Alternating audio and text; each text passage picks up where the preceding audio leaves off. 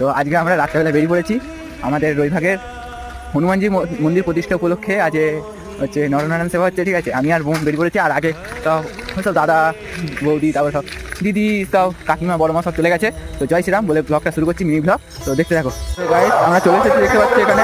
তো চলো ভিতরে তোমাদেরকে কিছু মুহূর্ত শেয়ার করবো, দেখতে থাকো।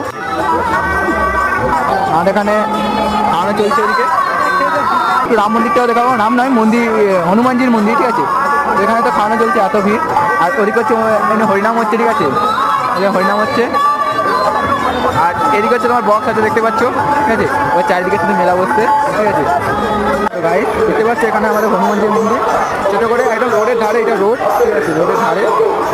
হনুমানজিকে একটু দেখে নাও, তোমরা দূর থেকে দর্শন করে নাও। জয় শ্রীরাম। মন্দিরটা সাজিয়ে রাখো। তো আমরা এখানে ব্লগটা শেষ করছি।